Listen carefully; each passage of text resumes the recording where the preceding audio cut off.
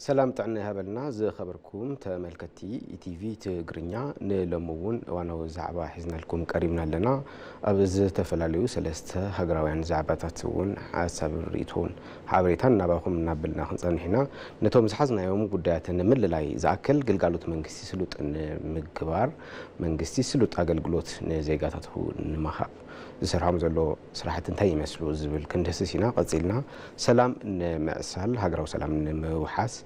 ببرك منجسي ببرك هاجر زكايدو زلوا زتفلالي وسوق متاعي يمثلو انتي وصيت ترخيبهم أدلاينتهم كنتاي وزبل كنا لقينا بمسعب دماء موداتا EBC أب ديجيتال أو جعزو لو تغني يركب ديجيتال إثيوبيا حدا ملكعو إتي إثيوبيا كوربوريشن برودكاستنج إثيوبيا زكايدو زلوا ديجيتال أو ملك زلوا أو هابا أقلقلوت مخانو يزمن تمالون حدا متكبري اللاوي كيرولو نزي عملكتنا وانا موداتنا بهم حساب ريتون حبريتان كنبلينا نزوم زصوع صرحكم قداتنا لعلنا مسارحتي مرها سلام مرسان انا بريو برهانن نزو قصلو دقائق ابزي باستوديو مسخم صانيت كنغبرينا سناي مكتتال يكون لكم منا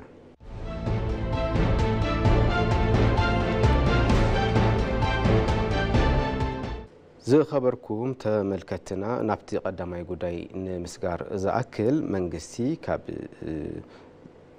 إذا تفلل مدبات نكاية يركب بفلاي أقل جلوت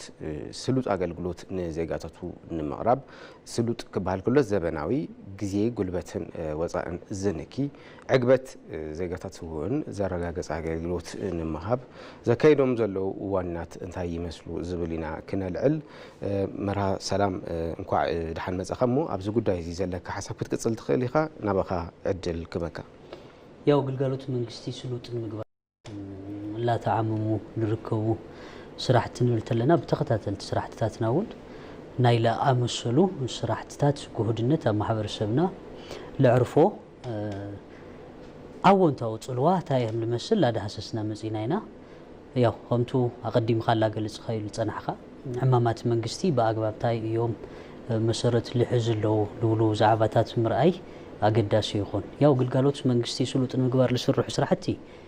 بالتفلالي أجوابات أبى بيت عيون منجستل ترخوا سبات جلجالوت للدلوي سبات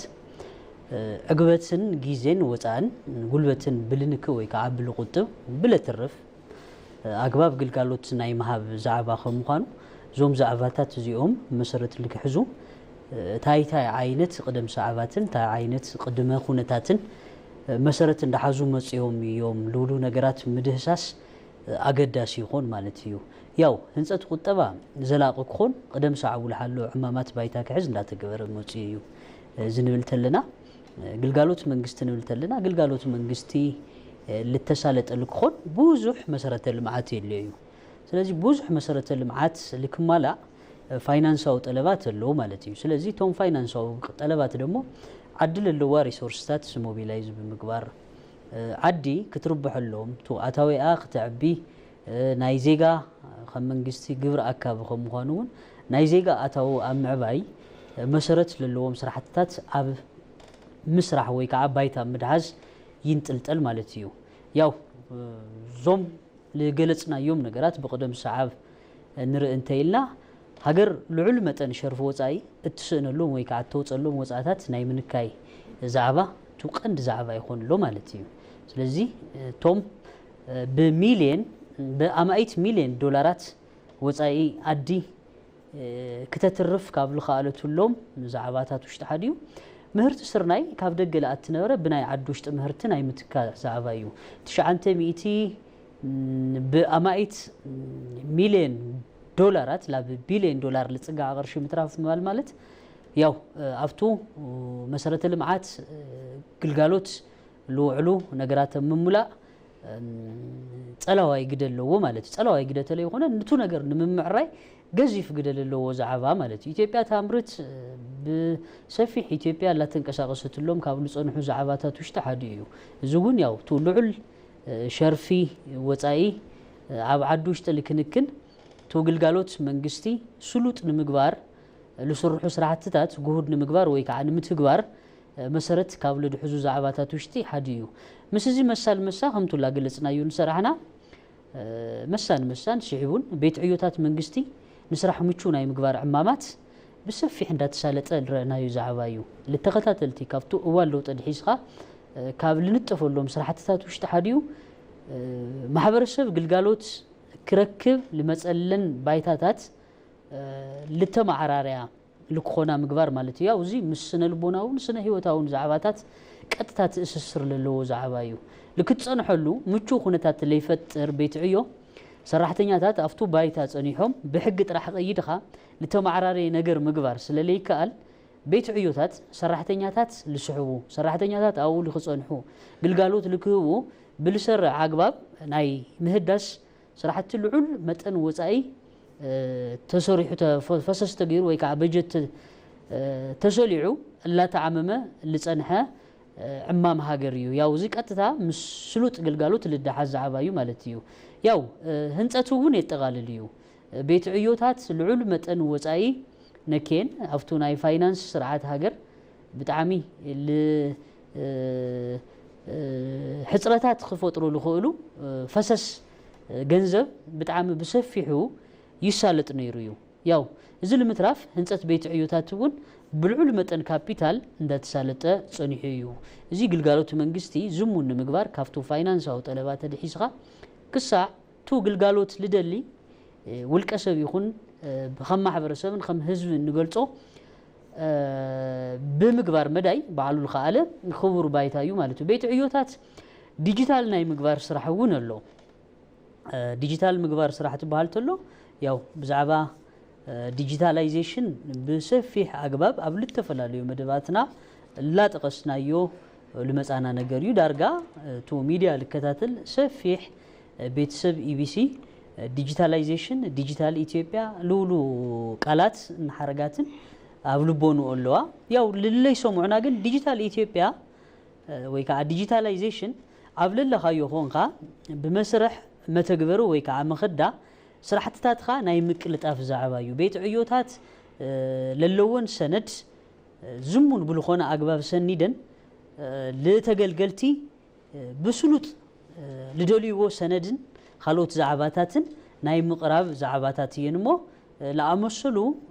ግልጋሎት መንግስቲ ስሉጥን ምግባርን ጠለብ ማሕበረሰብን ለሙሙላ ለተኸዱ ረሕቀታት ተሎ ተሰርዖም ሐሳባት ንኣኻክብሞ መሊሰ መጽ ጽቡቅ ከምቲ ቀደም ኢሉ ዘላልከው استفላለየ መልክዕ ዘለዎም አገልግሎት አዋንም አዋባ መንግስትን ምምሓሽ ዘካይዱ ተግባራት መንግስቲ አለው ዝኻ ኣብ ሓደ ዓመት ክልተ ዓመት ወይ ናይ ዝተወሰነ ዋርሕ እማም ዘይኮነስ ኣብ ዝሓለፉ 7 ዓመታት ዝተተግበረ ምቹ ናይ ስራሕ ቦታ ንምፍጣር ሰሓባይ ከባቢ ነተገልጋሊውን ንዝሰርሕ ሰብውን ዝስሕብ ነቲ ዘበንውን ዝምጥን ንኽትሪኦውን ዕግበት ዝፈጥር ናይ ስራሕ ከባቢ ንምፍጣር ኣብያተ ዕዮ መንግስቲ كفيح زخانة بوصاء منجستي زتعممة ناي محداس ناي ملكوع ناي ملوات سلوت أوهابا نمهاب بزخل أول دبا عبيات عيو ناتو دبا زمسالو جيزي افتزح على شوعات عمت ستتكبر حدا ألف أنفت منجستي إيو مبال ليكال كابزي بتوسخي أو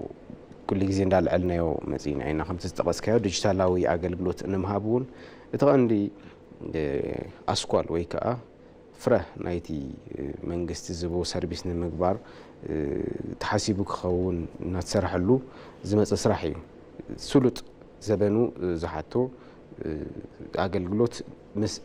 ديجيتالاوي أو هبا أقلبلوت زتا أساسا بمخانو نز حتت التعود نز حتت اسكيل نز حتت جنزابه أبي وهاب قلقالوت يكون أبتستقامون نمملا قفعت عمامات إنها تسرحوا مزيمهم تقلقالي انت مالي أخ متسألو هو منقست ذهبو استفلا لي أبيات عيو فيدرال كفيدرال جميرو كساب وردا زلو قلقالوت منقست المركب تاي كمال قالوا الزبل اتي مفتار جنزابون بحدا معلتي زعمم ስለዘይኮነ ናትሰርሐሉ መጽኡ أو بوهابت قلقالوتون كمو أبيات عيون بزمتن ملكعو توديبن عزم زخون اتاو تمالي إلا نسرحتن ياون نازي مسارت غيرو أقل قلوت كهب الناس سرح متيو لو قانا قصالاي عماميزي أب ساعت زي وديو كل نقرو تساقيعو تطويلو زبهال ونا يكونن مس استراتيجي ديجيتال إثيوبيا إسرع حمشون نزتحس لزخونة قانا قصالايو كنبل نفتو تهبو حساب أبزي وسخمو نفتي خلاي قداينا كنسكر ياو قلقالوت مقست سلوت لمبار لسروح سراحتي استراتيجي ديجيتال إثيوبيا بصفحاتك حزناي مقبار سراحتي ستيت ياو بزعبا ايديولوجيين فاينانس او حزتاتن وناننتنيو ستيت is an ideology is all about finance treasury or ownership يولوتو سومياتو زفر قطبان بوليتيكا ندحيزو تقولصو تلو مالتيو ኢትዮጵያ ልተፈላለዩ ጸጋታት ለለዋ ሃገርያ بسبب سرح أقبابن تفطرو قبل علي على نورو مالتيو ياو كم نفولتو ديجيتال إثيوبيا نلعلت لنا بقندي لا برئسنا لمتص حدا جزيف قرعة هاجر لخونة تكالنا له ياو إثيو تيليكوم يو كم تيلي لا أمسلو بيت عيوتات ناي حزبك خونو بمقبر انتس لتأكب جنزب نمسفح فعل انتس نبغالي طلب حزبك وحز تو قطبا وحزو خون بمقبر ياو قدم مدلوات مسرت كحز ناي مقبر صراحة له خمتو تذكروا لحلف عامت تيلي لهزوي قفوت تغيرو سبيسيفاي لتجبر متن عدقيت نبوزح زيغاتات لخمت مدلاو ويكع تجبر نيريو زي تجبر ياو حد سب كابناي عدو تكالات تربحي ناي مخان عدل لما تشاشو يلو ب40 شعنتن ب50 حدن انديتو سرر عللو وجستو 50 حدن لدحز تدحيزو زيغال لا تربحلو تول ترفه بمنجست لتدحز دمو تو بالتول تاكب قرشي انتس تو جوادو سفيحو ببرك قطنا ببرك هاجر لخه تبصح لي يكون لهم خبابتات الممصح انتس تو علم لخو سرر لطلبو نايتو برايفيتايزيشن العالم لخ عداغا خفوت ناي مغبار زعباتات تموچاچيخا طلب محبرسب لممولا خمتو عقديم الجلصخو ويكا علا جلصخو لصنحخو قال مدلواتلو زي مالت اب حد خبابتات نيتورك تبصح ناي مغبار سرح يلخون لو مالتيو سلازي ديجيتال اثيوبيا غود غيرخا غلغالوت لمسفاح تو نيتوركينج طلبات مواليخا ኢትዮጵያ بالمعبل አግባብ ናይ ዜጋታት ድኻም ጻሪ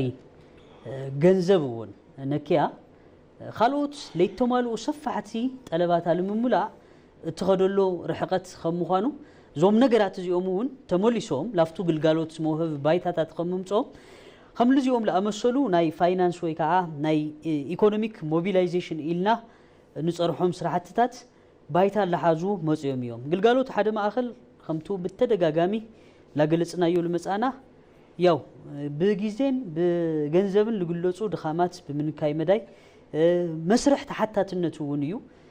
ياو بيت عيوتات اتيخا لمنغلتا لساطح صفيح محبرسب خمللو طلع حقيو منم لك حد زعبا يخوني سلازي لا امسلو ولقسباو صغمات بحنت صباح لتهانصو خم لي مخانو ناينو وحي غيزه هنصت خم مخانو بتكنولوجي بايتا دحيزخا تحتاتنت مسرت الكليو غيرخا توغلغالوت لمزمال لتخدلو رحقت ون تتقاس زعبانا يكون مالتيو صبو مرها نابت قلاي غداينا نمحلاف زاكل كبرات تخاتلتي ግልጋሎት መንግስቲ ስሉጥ ንምግባር ዘበናዊ መልክዕ ዘለዎ አገልግሎት ንምሃብ ዝግበሩ ስራሕቲ ታይ መስሉ ዝብል ኣብዚ ክነክልሞ ሰላም ብብርግ ሃገር ንምዕሳል ዝረአዩ ፍልልያት ውን ናብ ጎንፃ ዓብዮም ኣብ ልዕሊ ንብረትን ህይወትን ከምኡውን ሃገራዊ ሃፍትን ዘብፅሕዎ ጉድኣት ንምንካይ ኣብ ሱርያ ጠረጴዛ ፀገማት ንምፍታሕ መንግስቲ እንታይ ዓይነት ስራሕ ይሰርሕ ኣሎ نابزو بالقداينا كنحلف مرها أبزو قدايزي حساب كاخد قصل تخيلها ያው ሰላም ንምዕሳል ዝስርሑ ለለዉ ስራሕቲ ኣሎ ያው ሃገርና ብሸነኽ ልተፈላለዩ ያው ብቱ ናብ ውልቀ ርእቶይ ፖለቲካ ኢልካ ንምስራዕ እንተተፀገም ክውን ብሸነኽ ልተፈላለዩ ግን ዕጥቃዊ ጎነፃት ባይታ እናሓዙ ኣብ ልዕል ውሕስናኻ ክዕቅበልካ ልኽእል ሰራዊት ምክልኻል መጥቃዕቲ ናይ ምፍፃም ተርእዮታት ባይታ እንዳሓዙ ንርአና ኣሎ ማጋጠምታት ኣለዉ ናይ ሙግዳእ ወይ ከዓ ስጉም ተብልዕልዩ ናይ ምውሳድ حقتات لارنا خمزيجا النساق قلو تجوان فوتاتنا كرنا صفحت يوم ياو اللي يوم نجارات لو تصوت الواجب متوشت بمئتي لأمسلو نجارات بصفحات قدمي بيتا محزا محزو مود هجرة وزته of course ياو حزب مس حزبي للتجوان تصلو ما قات أمتات أو هجرنا يلون كساعة خز دقيقة زازي دودو إلنا لنا لا جن بالتفلالي أجبابات عتكي لحنقتو درجو محاورات حزبي ويكعة سفح قطري حزبي لنا يقريتها حزبي لنا نتوقع تليفون سفح قطري أكل محاور سلفهم قنص حد بايتها لحزب لهم خونتات عند فترو يركوا لا تفترون موسيو ساعة خزي زونا جرزي يتزحلن لله سلازي إثيوبيا لا خم اللي يوم لا أمسلو تجمعات خصات حوال خلو صفحة نجارات خمه اللايو ويكعمه اللايو متفليتو ياو كافتو أول لو تدحيسخا من قستنا اللي تقوت ترى محاور هجراو زته يدلي مقانو قمت وشت بمئتاي government initiate اللي خونه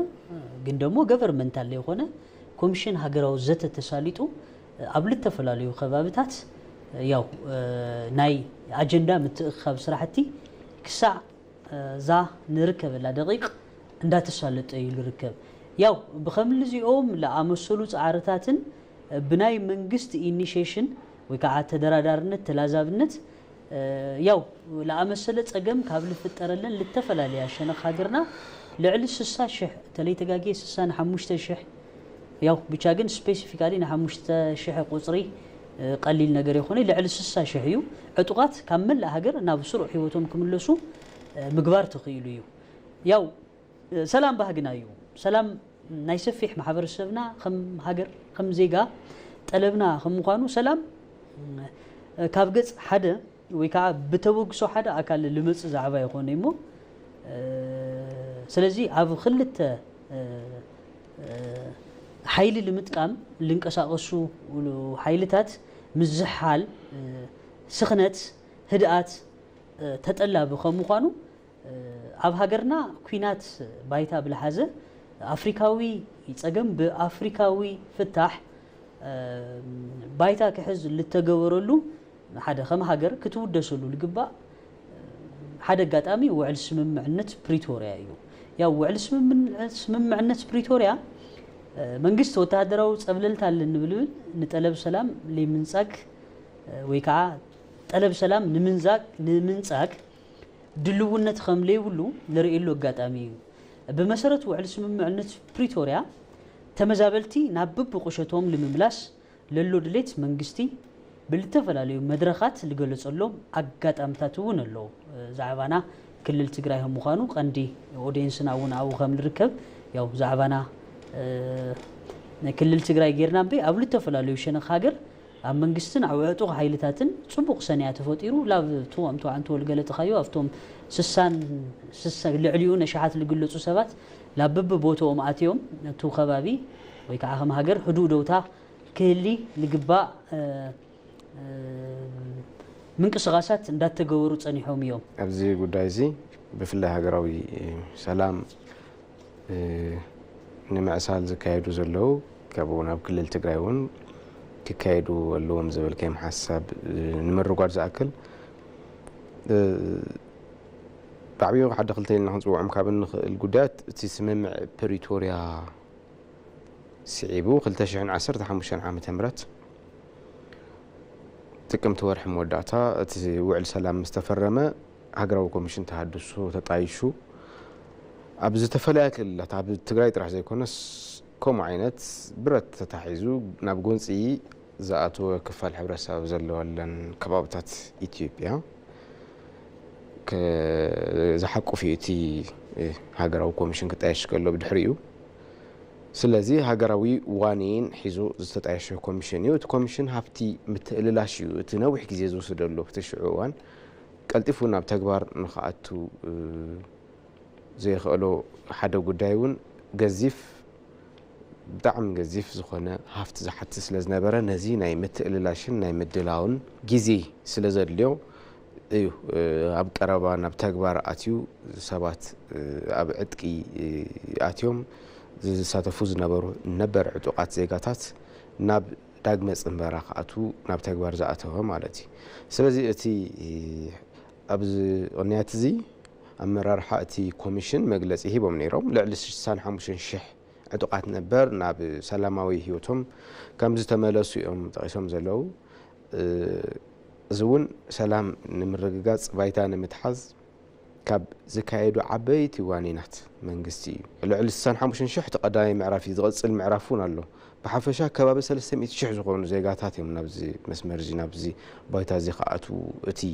ናይቲ ሃገራዊ ኮሚሽን ተሃድሶ መደብ ማለት እዩ። ስለዚ ዓብይ ዋኒን እዩ ቀጻላይ እውን እዩ። ስለዚ ሓደ እዚ ክንፀርሕ ንኽእል ኢና። ቀፂሉ ከዓ እቲ ቅድም ኢልካ ዘለዓልካዮ ኮሚሽን ሃገራዊ ዘተ እውን ሕዚ እውን ዋኒናቱ በብኸባቢ እዩ በብክልሉ እናኸደ ይፍፅም ኣሎ። እቲ ናይ ቀረባ ተርእዮ ኣብ ክልል ትግራይ ዝግበር ተሳትፎ ክልል ትግራይ ኣብቲ ዘተ ንምርግጋፅ ዘካይዶም ዘለዉ ናይ ቅድመ ምድላው ቀፂሉ ከዓ ናይ በራን ምእታው ዘለዎ ምስንድ ኣመልኪቱ መግለፂ እውን እናሃበ ይርከብ። ስለዚ እቶም ኣለው ክፍትሐለዎም ዝበሃሉ ሓሳባት ናብ ሓደ መድረኽ መፅኦም ዝፍትሕሉ ዕድል ንምፍጣር ዝካየድ ዘሎ ዋኒን ኢትዮጵያ ተካይዶ ዘላ ዓብይ ሃገራዊ ዋኒን እዩ። ስለምንታይ ውህድ ወይ ሓደ ዓይነት ባህግን ዕላማን ከይሓስካ እቲ ዝበሃግ ስግግር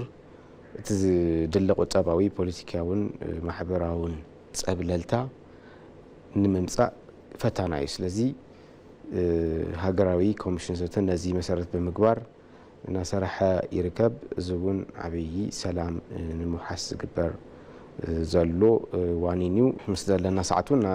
እናረኣና ናብቲ ሳልሳይን ናይ መወዳእታን ዛዕባናን ክንሓልፍ ኮርፖሬሽን ብሮድካስቲንግ ኢትዮጵያ ዘካይዶ ዘሎ ዲጂታላዊ ለውጢ ብዙሕ መልክዕ ኣለዎ። ካብ ምፍናው ትሕዝቶታት እዋናዊ ትሕዝቶታት ክሳብ ዲጂታላዊ ኣቀማምጣ ንቡራት ዝፀንሑ ማህደር ፋይላት ወይ ከዓ ኣርካይቭ ዘካይዶም ዘሎ ዲጂታላዊ ስራሕቲ እዮም። ትማሊ እውን ኣብ ዓብይ መድረኽ ተካይዱ ነይሩ። ኮርፖሬሽን ብሮድካስቲንግ ኢትዮጵያ ትሕዝቶታቱ ኣብ ተመልከቲ መንበብትን ኣድመፅትን ብቐሊሉ ዝባፅሐሉ ሓደ መተግበሪ ኣላዊ ገይሮ መሪቕ ኣሎ። እዚ እውን ሓደ ለውጢ እዩ፣ ሓደ መርኣያ እዩ። ስግግር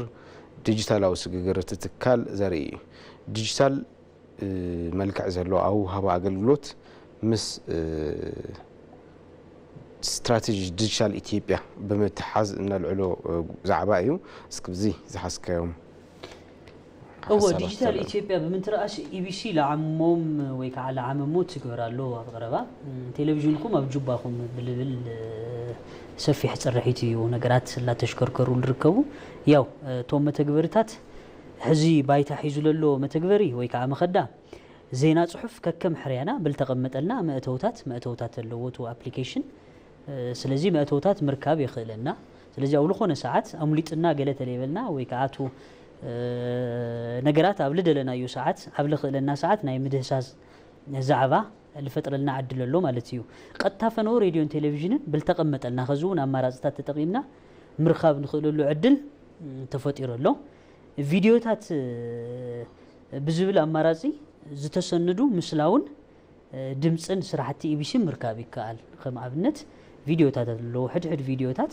ቶም ቪድዮታት ሳቶም ከም ኣርካይቭ ማለት እዩ ፍቱ መኸዳ ከምኡ ዓይነት ነገራት ኣሎ ማለት እዩ። ያው ኮርፖሬት ብሮድካስቲንግ ኢትዮጵያ 25 ዓመታት ብኤፍኤም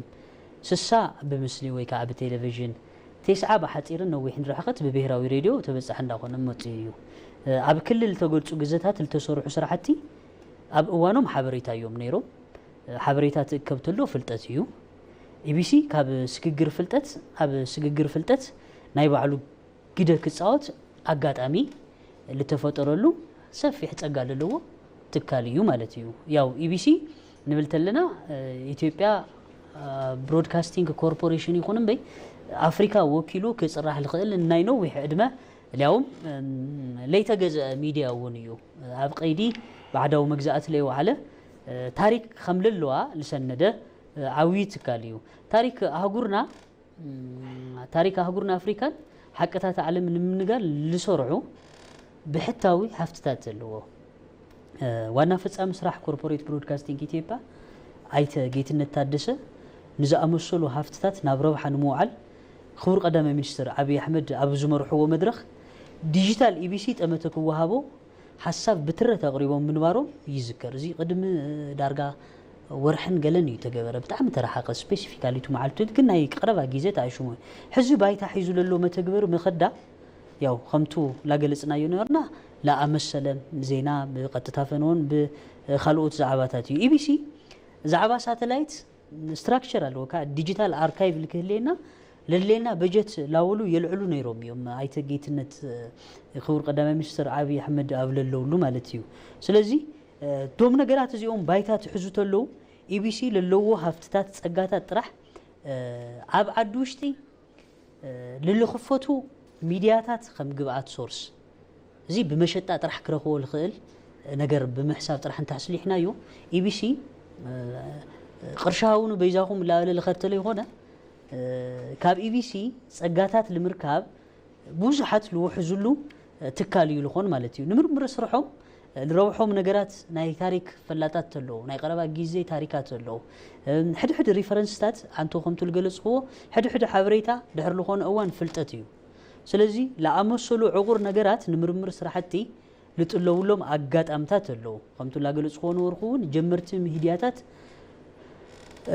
ለህውጽዎ ትካል ክኾን ለኽእል ጸጋውን ኣሎ ለምሳሌ ብዛዕባ 1960ታት ብዛዕባ ኢትዮጵያ ሙጋዕት ተኺሉ ውስናት መጻሕፍትን ቱ ብምስልን ብቶቱ በድምጽ አትሊስት ልተዳሐዘ ናይ ኢቢሲ ጸጋታት ለምድህሳስ ናብ ኢቢሲ ልምጽሉ ግዜ እንትዩ በሐፈሻ ግን ዩቲዩብ ለህቦ ጸጋ ንረዮ ዩቲዩብ ሰፊሕ ጸጋ ኣለዎ ወዶ ሕድሕድ ትካላት ዓበይቲ ትካሊና ኮኽዘንሕና ስቴት ሚዲያ ገለ ስራሕትታትና ልክድግፈልና ናብ ዩቲዩብ አቲና ገለ ነገራት ንድህሰስ ስለዚህ ለአመሰሉ መተግበርታት ባይታን ተድሒዙ ምስ ሳተላይትን ስትራክቸራል አርካይቭ ትመጽተለው ግን ኢቢሲ ብዛዕባ ምብራቅ አፍሪካ ብዛዕባ ሓድነት አፍሪካ ብዛዕባ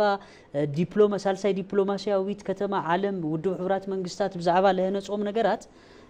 ልምድህሳስ ልፍተሽ ሓደ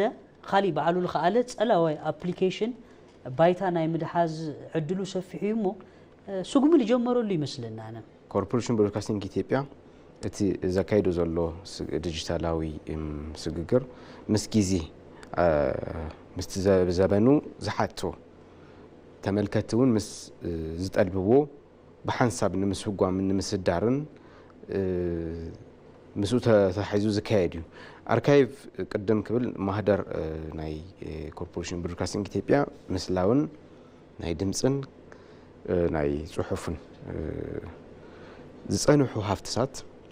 بكافت قدم يلو زنبره قدمي 50 عامت 30 عامت قدمي 67 عامت زنبره اتحزا مهدر واي فايل ناب ديجيتالاوي ملكه تجلجالي أبوشت تكال زلوا يكون كابدا جزمة تجلجالي بقليلو نايت زحتو زدليو ستوسنا صحفات أب كمبيوتراتيو قالت إفو تزدليو ناي مسلي ناي فيديو مالتيو تنقص مسلي دمسن كاله أنت حستو نمركب زخلالو تحذف فايل زغيرلو حدا مدبون له زون أبت مهدر نسو أبت فايل نسو أبت ناي استفلالي عمت تحسون نسو هاجراوي مثل زنصبر بوليتيكاوي تاريخاوي بحلاوي قطباوي مثلي تهاجر كابينا بي غعزو هاجراو غعزو ببزح ملكع هنبلو نخيلنا زنصبر قيم سلازي كحلو كعقبون سلازلوم كاو قصيلون ناب محبراوي ميديا ناب زتفلاليا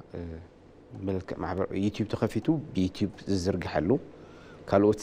ማሕበራዊ ገጻት ምትእስሳርውን ተኸፊቱሎም እቶም ኣርካይቫት ናብ ከምዚ ዓይነት መድረኽ ንኽሰጋገረውን ዝተተሓዘ ትካላዊ መደብ ኣሎ ነዚ ዝኸውን ሓይሊ ሰብ ምድላው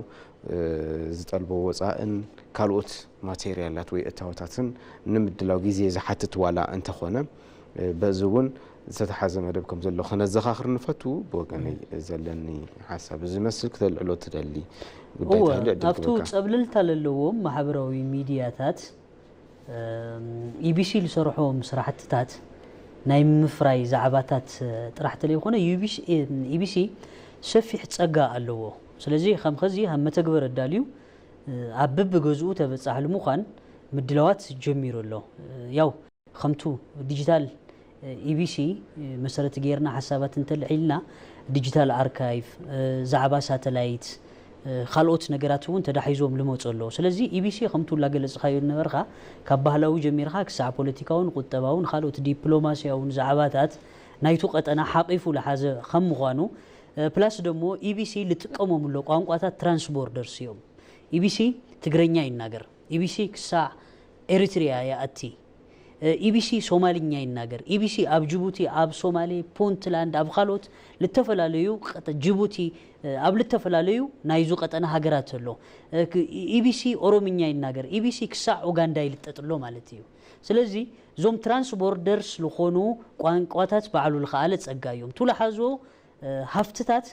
ብኣግባብ እዚ እንተተረቢሑሎም ያው ናይ ባዕሉ ከም ዩቱብ ዝኣመሰለ ፕላትፎርም ዘርጊሑ እውን ልክ ሕድሕድ ዓለም ካብ ብብሸነኹ ብብሰከንዱ ብቢልየን ልቁጠር ሰብ ልድህስሶ ናይ ባዕሉ ዝኸኣለ ፀለዋይ ኣፕሊኬሽን ናይ ምፍጣር ዕድል እውን ዓቕሚ ዘለዎ ትካል እዩ ስለዚ ብልዚኦም መዳይ ያው ሱግሚ ከም ዝጀመረ ለሪኡ ዓፋፍኖታት እዮም ዞም ምንቅስቃሳት ኢልና ክንፀርሕ ለሰክፍ የብልናይ ጽቡቕ መርሃ ዝኸበርኩም ተመልከትና ንሎሚ ሒዝናዮም ዝነበርና ጉዳያት እቶም ክትከታተልዎም ዝፀናሕኩም ነይሮም ሰለስተ ጉዳያት ኣመልኪትና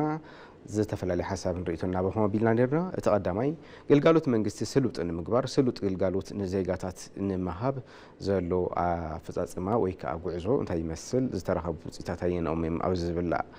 ሓሳብን ርእይቶና ልዕልና ኢና ቀፂልና ሃገራዊ ሰላም ንምርግጋፅ ብብርጋ ሃገር ዝካየዱ ዘሎ መደባትን ኣፈፃፅምኦምን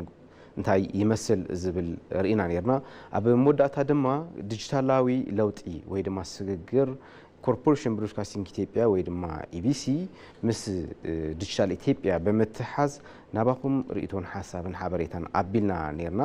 ንሎሚ ኣብዚ ክንዛዘሙ ኣብ ዝቕፅል ክሳብ ንራኸብ ተሰናዩ ንዓኹም ሰላም